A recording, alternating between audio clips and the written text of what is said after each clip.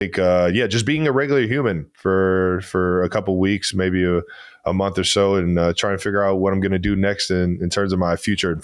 Hold on to your helmets and confetti because the Kelce-Swift saga just keeps twisting. First up, Taylor Swift is reportedly deep in emotional support mode, keeping an eye on Travis as retirement chatter around the Chiefs tight end grows louder than a Super Bowl stadium.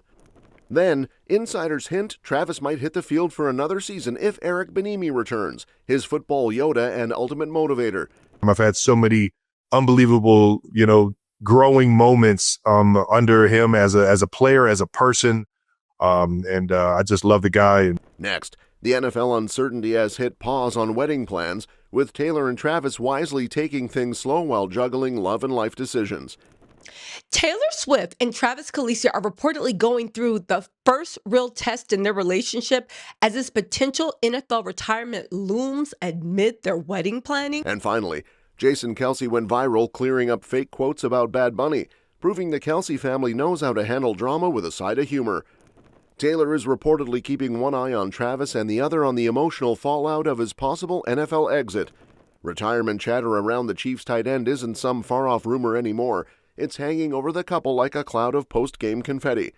She's less worried about whether he'll call it quits and more about how he'll handle life when the adrenaline, the game day grind, and the adoring crowd suddenly vanish.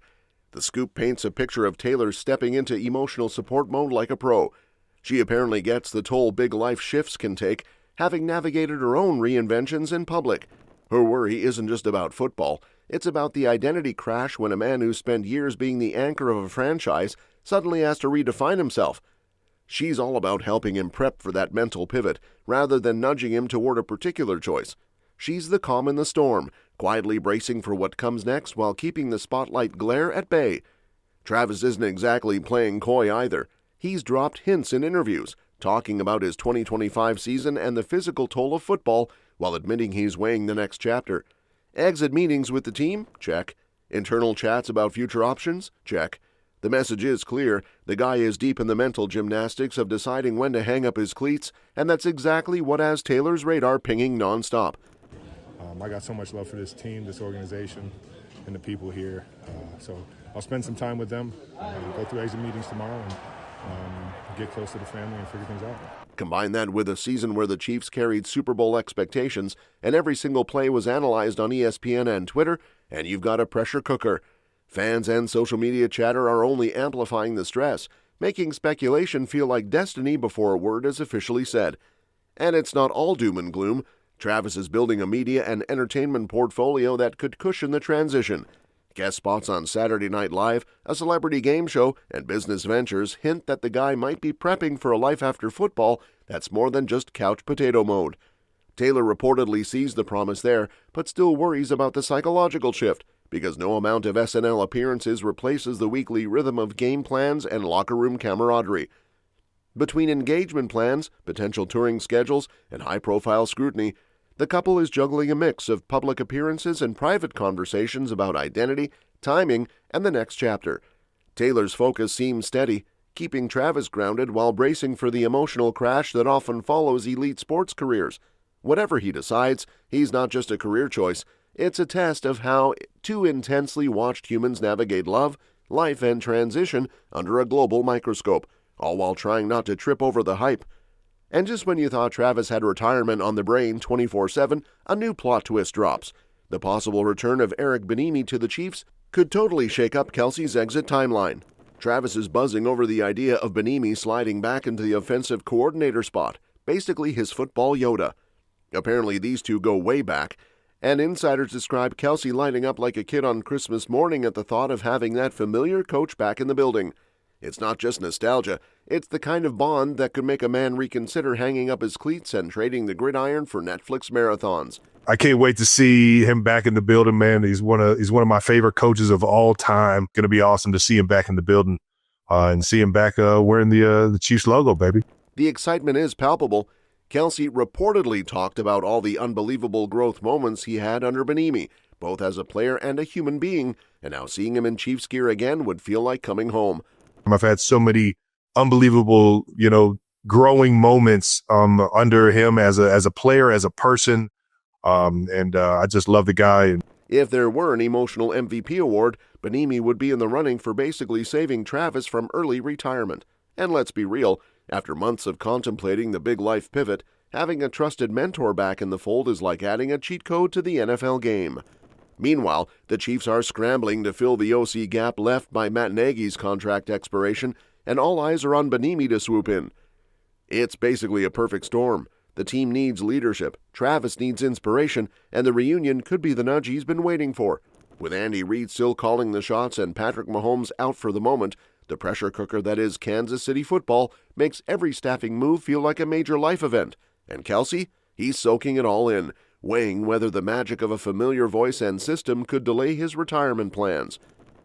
Kelce hasn't officially committed to any retirement timeline, but his enthusiasm for Bieniemy's potential return is hard to miss. The chatter paints a picture of a guy whose exit strategy might now hinge less on age or body aches and more on who's coaching him next. It's like, sure, he's been staring at the emotional cliff of life after football, but then someone hands him a rope ladder in the form of a favorite coach returning, and suddenly the edge doesn't look so scary. You can see those running backs over Chicago, and their body of work was definitely a Eric Bieniemy style of football, man. And hell yeah. Fans and pundits are already spinning theories, imagining Kelce suiting up for one more season, fueled by the chance to rebuild the offense with someone he trusts implicitly. The conversations in the locker room have shifted too, from when will Travis call it to how awesome would it be if Bieniemy is back. It's that mix of loyalty, respect, and pure excitement that could tip the scales and turn a maybe this is it into a let's go for another ride. And just as Kelce mulls over whether Bieniemy's return is the green light to keep playing, the whole wedding thing hits a bit of a pause button. Sources say Taylor and Travis are taking it slow on the nuptial front, basically hitting the snooze on champagne toasts and floral arrangements, while the NFL uncertainty hangs over them like a suspenseful cliffhanger. Taylor Swift and Travis Kelce are reportedly going through the first real test in their relationship as this potential NFL retirement looms amid their wedding planning. Sources claim that Taylor has been focused more on lifting Travis's defeated spirits following the Kansas City Chiefs losing season than on wedding arrangements. Taylor is trying to put him in a better mood by spending more time with him and not bombarding him with wedding plans. Planning a wedding while your fiancé is stuck in a should I retire, shouldn't I retire limbo is basically like trying to build IKEA furniture during a tornado. Possible, but not exactly stress-free. This is the first time the couple has had to juggle major life pivots simultaneously. Retirement, wedding logistics, potential family plans. It's a full plate, and they're handling it like pros, leaning on each other instead of rushing into anything. Some speculate that Travis might get pulled back onto the field for another season if the timing and coaching vibes line up, while others think he's already mentally drafting a post-NFL playbook that could involve media projects, entertainment gigs, or business ventures. Despite all the whispers, there's reportedly no strain between them. I think there's a lot of love for the game that's still there, and I don't think I'll ever lose that. I don't know. It's a tough thing to navigate. But at the same time, Taylor and Travis remain deeply committed, choosing to savor the engagement instead of letting deadlines or headlines dictate the pace. The vibe seems to be mutual support, a little patience, and making sure the big decisions, both on the field and in love, land at the right time. Right now, it's less about rushing milestones and more about building a solid foundation, navigating a high-pressure NFL world and relationship goals simultaneously, and figuring out how to mix the chaos of fame, football, and wedding planning without dropping the ball. It's a defining chapter for the couple, one where patience, partnership, and perspective are key, and where the ultimate play might just be taking it slow. And while Travis and Taylor are hitting the snooze on wedding planning, the internet decided to keep the drama dialed up to 11, starring none other than Jason Kelce, and a viral fake quote about Bad Bunny. Apparently someone cooked up a quote painting Jason as throwing shade at critics of the NFL booking the Puerto Rican superstar for the Super Bowl halftime show, and the internet ran with it like it was gospel. Jason wasn't having any of that nonsense, taking to X to set the record straight and basically saying, "Y'all, if it's not from me, it's fake news." He rolled his eyes so hard you could hear it through the Wi-Fi, pointing out that fake quotes have a way of snowballing faster than a kickoff return. Fans apparently went wild over the alleged statement, which supposedly called out critics as a bad fit for America, and it racked up likes and shares faster than a touchdown TikTok. Jason's move? calmly dismissing it while letting the internet do its thing, because why fight the chaos when you can just sip your coffee and watch it explode online? The timing made it even messier, coming hot on the heels of Bad Bunny himself, addressing the controversy during a Saturday Night Live appearance. The rapper apparently used the platform to hype his Super Bowl gig, remind fans he's stoked to perform, and drop some Spanish lessons for anyone who wasn't paying attention. I'm doing the Super Bowl halftime show.